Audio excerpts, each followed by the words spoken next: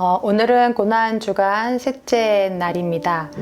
우리를 예수님의 그 신문 장소로 부르시면서 그때 우리가 어디에 있었는지 돌아보고 또 우리를 카이로스의 시간으로 초청하신 하나님과 만나면서 은혜를 누리실 수 있는 날이 되었으면 좋겠는데요.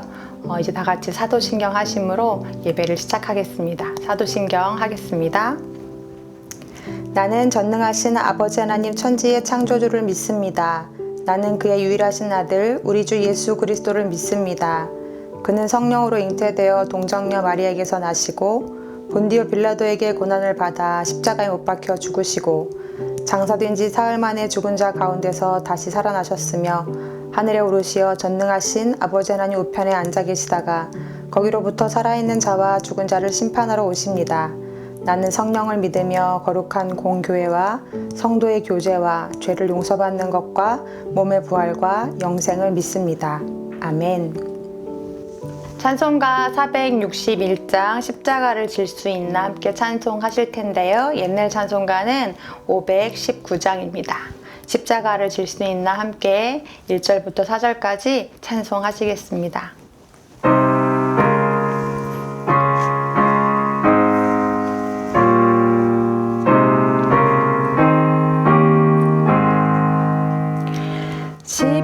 십자가를 질 수 있나 주가 물어보실 때 죽기까지 따르우리 성도 대답하였다.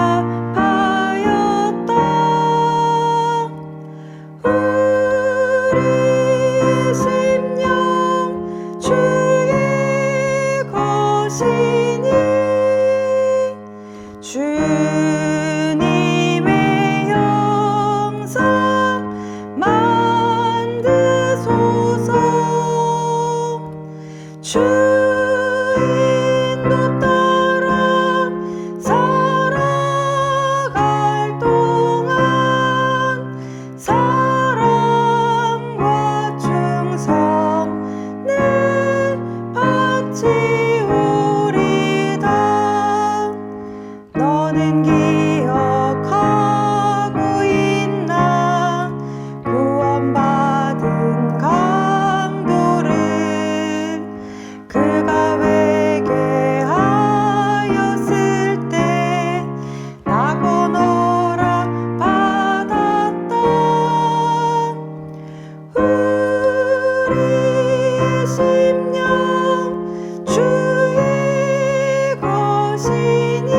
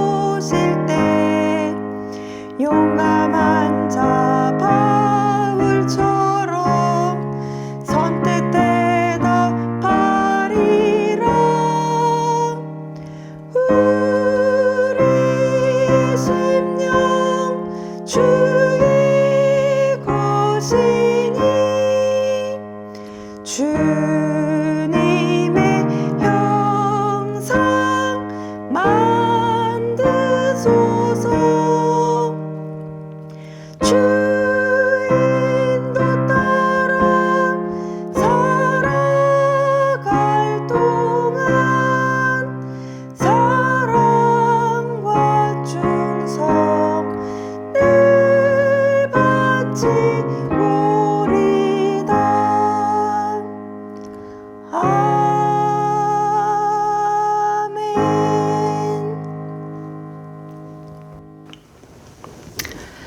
이제 말씀을 듣는 시간인데요. 먼저 함께 하나님 말씀 봉독하도록 하겠습니다. 오늘 우리에게 주시는 말씀은 마가복음 14장 53절에서 72절까지의 말씀인데요. 함께 읽으실 수 있는 분들은 성경책이나 또 화면에 나오는 말씀 보시면서 같이 읽으시면 되겠습니다. 말씀 읽겠습니다. 그들이 예수를 끌고 대제사장에게로 가니 대제사장들과 장로들과 서기관들이 다 모이더라. 베드로가 예수를 멀찍이 따라 대제사장의 집들 안까지 들어가서 아랫사람들과 함께 앉아 불을 쬐더라. 대제사장들과 온 공회가 예수를 죽이려고 그를 칠 증거를 찾되 얻지 못하니 이는 예수를 쳐서 거짓 증언하는 자가 많으나 그 증언이 서로 일치하지 못함이라. 어떤 사람들이 일어나 예수를 쳐서 거짓 증언하여 이르되 우리가 그의 말을 들으니 손으로 지은 이 성전을 내가 헐고 손으로 짓지 아니한 다른 성전을 사흘 동안에 지으리라 하더라 하되 그 증언도 서로 일치하지 않더라. 대제사장이 가운데 일어서서 예수께 물어 이르되 너는 아무 대답도 없느냐? 이 사람들이 너를 치는 증거가 어떠하냐 하되 침묵하고 아무 대답도 아니하시거늘 대제사장이 다시 물어 이르되 내가 찬송받을 이의 아들 그리스도냐? 예수께서 이르시되 내가 그니라. 인자가 권능자의 우편에 앉은 것과 하늘 구름을 타고 오는 것을 너희가 보리라 하시니 대제사장이 자기 옷을 찢으며 이르되 우리가 어찌 더 증인을 요구하리요. 그 신성 모독하는 말을 너희가 들었도다. 너희는 어떻게 생각하느냐 하니 그들이 다 예수를 사형에 해당한 자로 정죄하고 어떤 사람은 그에게 침을 뱉으며 그의 얼굴을 가리고 주먹으로 치며 이르되 선지자 노릇을 하라 하고 하인들은 손바닥으로 치더라.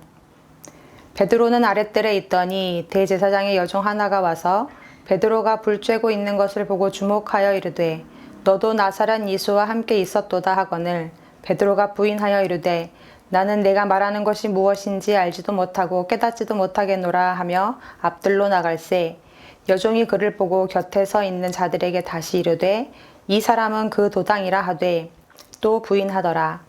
조금 후에 곁에 서 있는 사람들이 다시 베드로에게 말하되 너도 갈릴리 사람이니 참으로 그 도당이니라. 그러나 베드로가 저주하며 맹세하되 나는 너희가 말하는 이 사람을 알지 못하노라 하니 닭이 곧 두 번째 울더라. 이에 베드로가 예수께서 자기에게 하신 말씀 곧 닭이 두 번 울기 전에 내가 세 번 나를 부인하리라 하심이 기억되어 그 일을 생각하고 울었더라. 아멘. 네, 오늘 말씀 제목을 내가 그니라 라고 정해 보았는데요.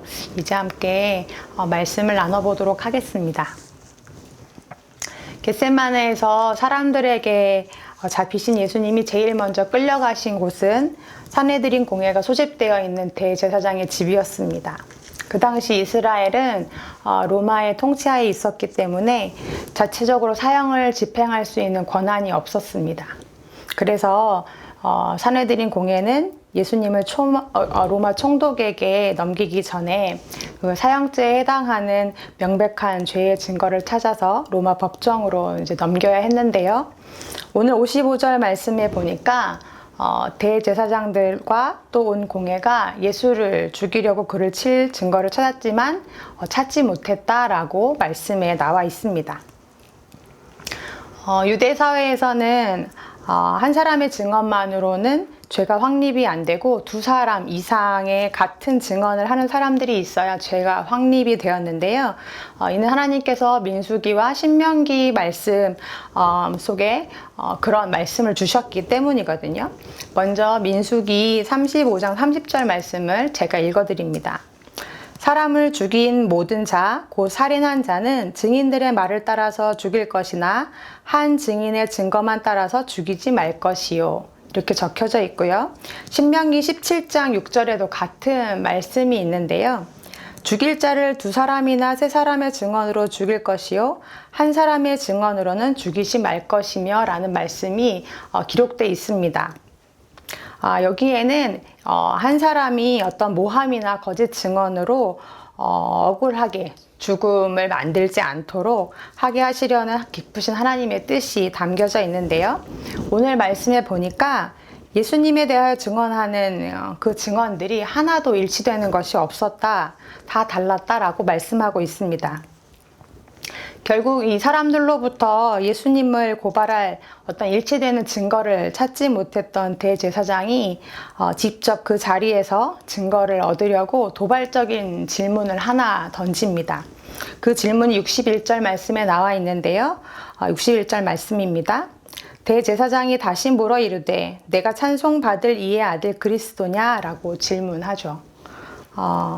그런데 계속 이제 침묵으로 일관하시던 예수님이 그 질문에 대해서 입을 여십니다. 그리고서는 하시는 말씀이 내가 그니라 라고 말씀하십니다. 그러자 대제사장이 자기 옷을 찢는데요. 이것은 신성모독하는 말을 들었을 때 유대인들이 하던 행동이었습니다. 유대인들은 하나님이라는 이름을 함부로 부를 수도 없을 만큼 하나님에 대한 두려움이 컸던 사람들인데 그런데 그런 사람들 앞에서 예수님이 겁도 없이 자기가 하나님의 아들이 맞다고 얘기하는 거거든요. 그러니까 그들이 얼마나 그 이야기를 듣고 분개했겠습니까? 예수님도 지금 이 상황에서 내가 그 이야기를 했다가는 신성모독죄로 간주돼서 처벌을 받을 수도 있겠다는 걸 잘 아시는 분이셨습니다. 그런데도 예수님이 자신이 하나님의 아들이시라는 사실을 숨기지 않고 그 시간에 말씀하셨다, 드러내셨다라는 거죠. 반면 66절에서 72절까지는 예수님을 부인한 베드로의 이야기가 나와 있습니다. 예수님이 잡히실 때 도망을 갔던 베드로가 다시 뒤늦게 돌아와서 예수님이 신문 받으시던 그 대제사장의 집으로 가는데요. 그들이 무리가 모여있던 사람들 속에 끼어 앉아 있었습니다.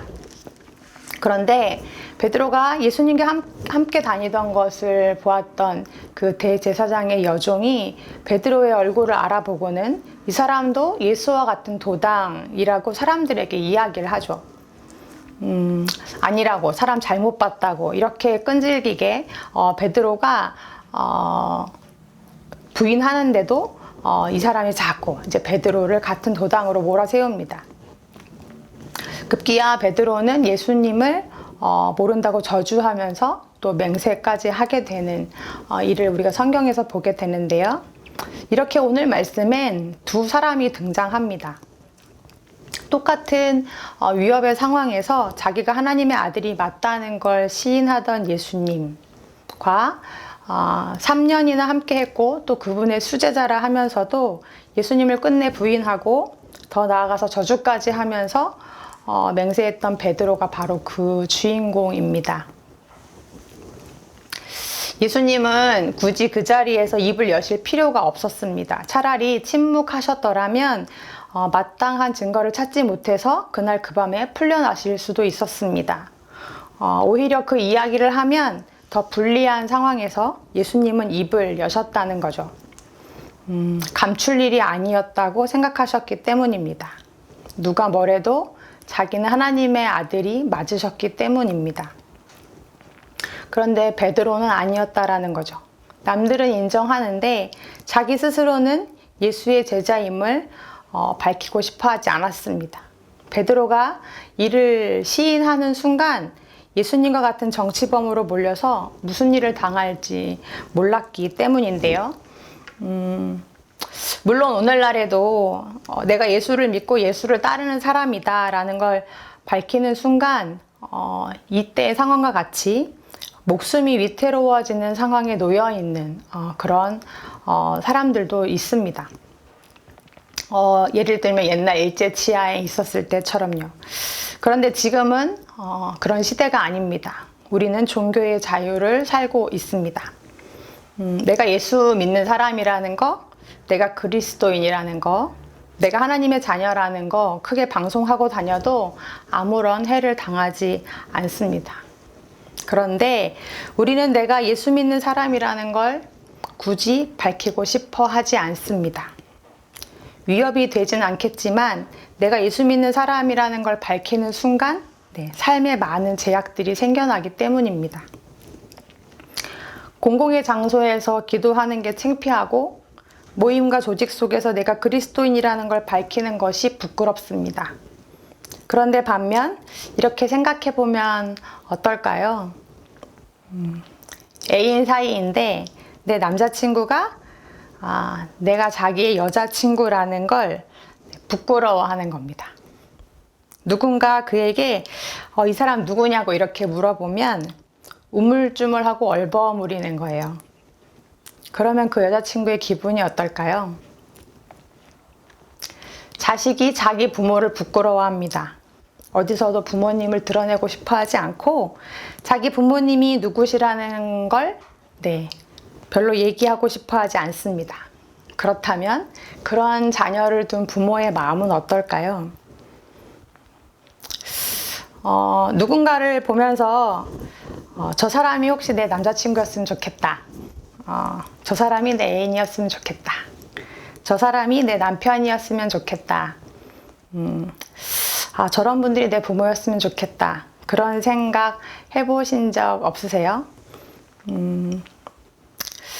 어디에 내놓아도 뭐 하나 꿀리지 않고 오히려 사람들로부터 부러움을 살 만한 그런 대상이 내 애인이라면, 뭐 내 남편이라면, 내 부모라면 그러면 마음이 어떠실까요? 다른 분도 아니고 세상을 지으신 분, 세상을 다 가지신 그 하나님이 우리 아버지시랍니다. 내가 나를 너무나 잘 아는데 그래서 아무리 생각을 해도 왜 나 같은 걸 택하셨지? 왜 나를 자녀 삼으셨지? 왜 나 같은 걸 위해 죽으셨지? 그 질문에 아무리 답을 찾으려고 해도 잘 못 찾겠는데 그 말도 안 되는 사랑으로 오늘도 나를 즐거워하시고 기뻐하시는 분이 바로 우리 아버지 하나님이시랍니다. 그런데 여러분은 그 하나님이 내 아버지이신 게 부끄러우신가요? 내가 그분의 자녀라는 것이 그렇게 밝히기 어려운 창피한 일이신가요?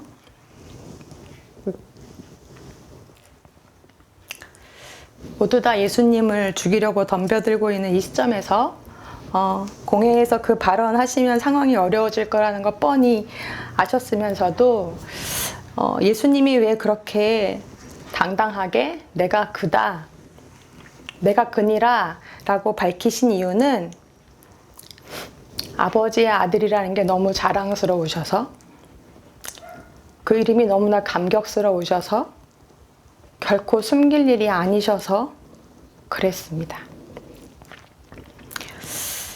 반면 베드로가 자신을 향해 나는 그런 사람 모른다고, 나와는 아무런 상관이 없는 사람이라고 그렇게 예수님을 부인하고 모른 척할 때 예수님의 마음이 어떠셨을까 그런 생각 해보게 됩니다. 그렇다면 오늘 말씀 속에서 여러분은 어느 편에 서 계신가요?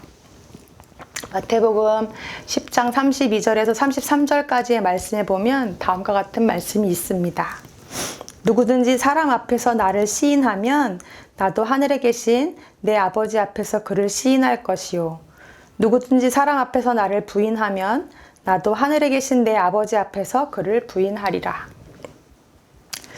바라고 소망하기는 예수님의 이름을 부끄러워하지 않는 그리스도인들이 되었으면 좋겠습니다. 세상의 그 어떤 이름, 그 어떤 신분보다 하나님의 자녀라는 이름과 신분을 가장 자랑스럽게 여길 수 있는 우리가 되었으면 좋겠습니다. 너도 같은 도당이라고 그렇게 이야기할 때 맞다고, 나 예수의 도당이라고 그렇게 당당히 고백할 수 있는 우리들이 되었으면 좋겠습니다. 하나님이 나를 부끄러워하지 않으시기 때문에 나도 하나님을 부끄러워하지 않고, 주님이 나를 기뻐하시기 때문에 나도 세상 그 무엇보다 주님을 소중히 여기고 기뻐할 수 있는 믿음의 자녀가 되기를 간절히 소망합니다. 주신 말씀 기억하면서 이제 공동 기도문으로 함께 기도하시겠습니다. 나를 기뻐하신 하나님, 나도 주님을 기뻐하게 하옵소서. 나를 부끄러워하지 않으시는 하나님, 나도 하나님을 부끄러워하지 않게 하옵소서. 내가 아버지의 자녀임을 세상 속에서 당당히 밝히고 선포하며 살게 하옵시고, 아버지 하나님의 사랑을 받는 자임을 세상 그 무엇보다 자랑스러워하는 우리들이 되게 하여 주옵소서. 예수님의 이름으로 기도합니다. 아멘. 이제 주기도문 하심으로 고난주간 셋째 날 예배를 마치겠는데요. 예배 후에 가족 모임이 가능하신 가정들은 오늘 하루를 돌아보시면서 또 감사했던 일 3가지, 그리고 또 하나님이 회개의 마음을 주시는 1가지, 이렇게 같이 돌아가면서 나누어 보시면 좋겠습니다. 그럼 이제 다 같이 주기도문 하심으로 예배를 마치겠습니다. 하늘에 계신 우리 아버지, 아버지의 이름을 거룩하게 하시며 아버지의 나라가 오게 하시며 아버지의 뜻이 하늘에서와 같이 땅에서도 이루어지게 하소서. 오늘 우리에게 일용할 양식을 주시고 우리가 우리에게 잘못한 사람을 용서하여 준 것 같이 우리 죄를 용서하여 주시고 우리를 시험에 빠지지 않게 하시고 악에서 구하소서. 나라와 권능과 영광이 영원히 아버지의 것입니다. 아멘.